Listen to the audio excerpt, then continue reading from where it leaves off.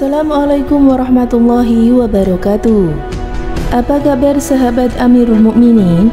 Semoga semua dalam lindungan Allah Subhanahu wa taala. Sejak zaman Nabi Adam alaihissalam, tidak ada satupun kisah orang yang hidupnya kekal. Nabi Sulaiman alaihissalam yang kaya raya serta taat menjadi utusan Allah, dan kerajaannya tiada banding sepanjang sejarah manusia hidup di muka bumi, juga pada akhirnya meninggal dunia. Qarun merupakan salah satu sepupu dari Nabi Musa alaihissalam yang super kaya. Untuk membawa kunci gudangnya saja, setidaknya membutuhkan 10 orang berbadan kekar. Meski demikian, toh akhirnya mati pula. Begitu pula Fir'aun yang telah mengaku sebagai Tuhan, tak kuasa melawan takdir kematian atas dirinya. Di dunia ini, orang yang hidupnya masih bertahan lama hanya 4. Demikian disampaikan oleh Kiai Haji Asrori Ahmad asal Kudus, Jawa Tengah. 2 di antaranya adalah Nabi Idris dan Nabi Isa hidup di langit. Sedangkan 2 yang masih hidup di dunia yaitu Nabi Khidir dan Nabi Ilyas alaihissalam. Dari keempat nabi tersebut pada akhirnya juga meninggal ketika jatuh hari kiamat kelak. Ada berbagai macam sikap orang-orang baik saat mempersiapkan kematian mereka.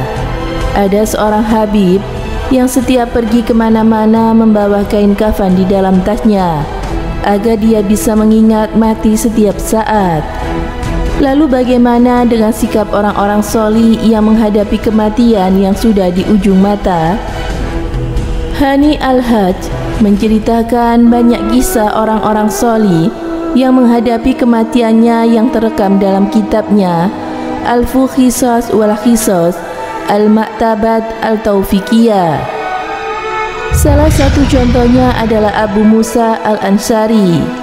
Suatu hari, tokoh generasi sahabat ini memanggil sejumlah pemuda dan mengajukan permintaan yang aneh.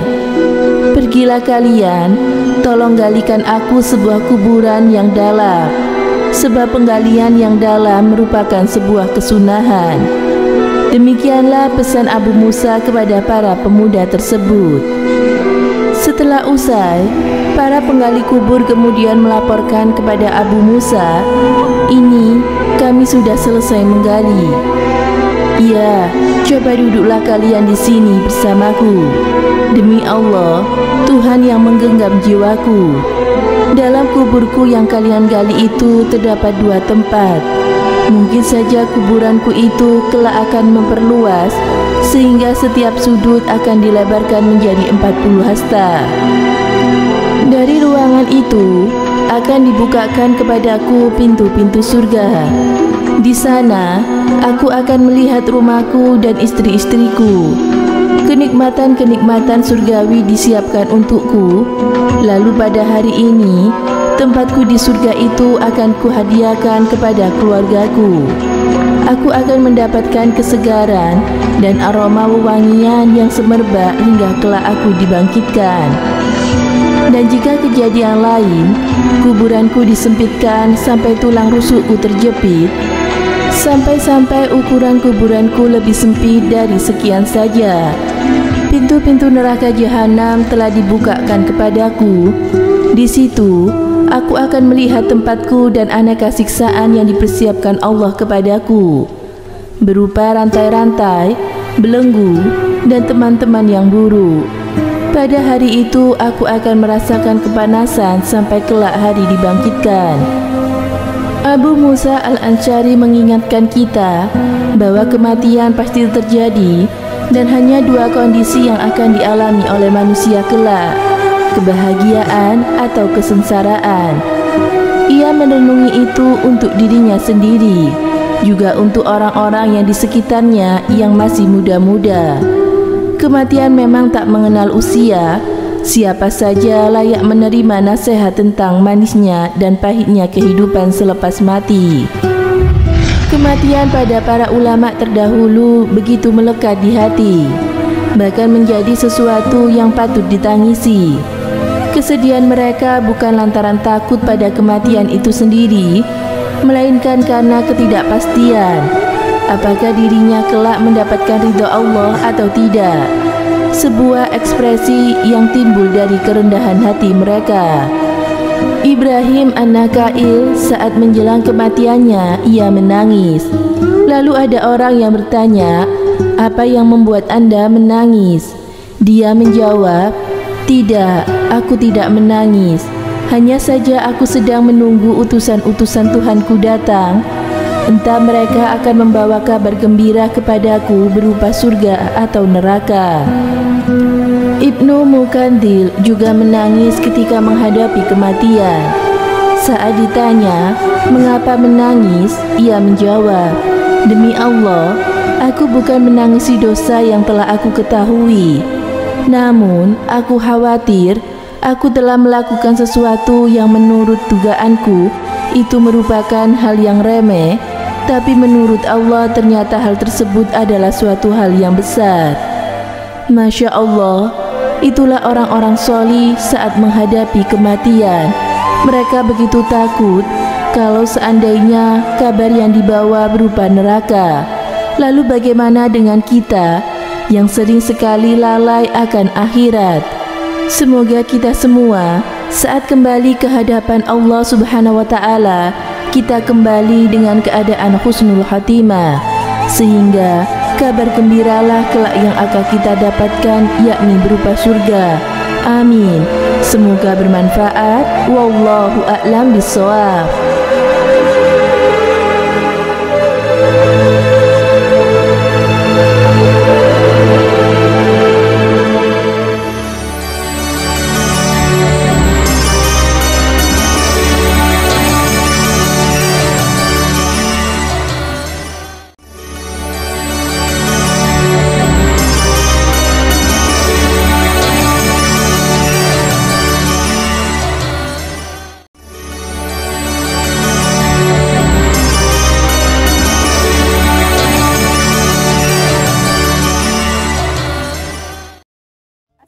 Assalamualaikum warahmatullahi wabarakatuh. Pemirsa Amirul Mukminin yang dirahmati Allah Subhanahu wa Ta'ala, setiap muslim mendambakan meninggal dalam keadaan husnul khotimah, terang di alam kubur, serta bebas dari siksa api neraka. Allah Subhanahu wa Ta'ala telah memerintahkan manusia agar melakukan berbagai amalan sholih supaya mendapatkan semua itu. Imam Abu Las As-Samarkani dalam kitabnya Tanbihul Ghafilin menyebutkan ada beberapa orang yang selamat dari siksa api neraka dan mendapatkan penerangan di alam kubur. Yang pertama adalah orang yang menjaga sholat 5 waktu, memperbanyak sedekah, memperbanyak membaca Al-Quran, dan juga memperbanyak membaca tasbih. Alam barzah atau alam kubur merupakan pembatas antara kehidupan di dunia dengan kehidupan di akhirat. Lebih tepatnya, sebelum tibanya hari pembangkitan atau penghakiman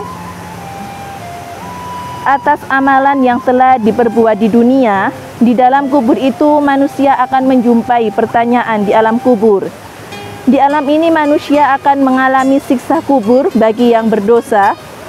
Alam kubur merupakan sebuah taman surga taman surga ataupun sebuah lubang api neraka. Jika ia baik, maka di alam kubur diperlihatkan setiap pagi dan sore hari tempatnya di surga. Namun ketika dia buruk, maka ditampakkan api neraka yang akan menjadi tempat tinggalnya kelak di akhirat. Rasulullah Shallallahu Alaihi Wasallam bersabda, alam kubur merupakan pintu awal menuju akhirat. Jika di alam kuburnya dia mudah, maka akan mudah untuk proses selanjutnya. Namun ketika di alam kuburnya dia sulit, maka akan sulit urusan-urusan akhirat dan seterusnya. Hadis riwayat Imam Bukhari dan Muslim. Semoga bermanfaat. Wassalamualaikum warahmatullahi wabarakatuh.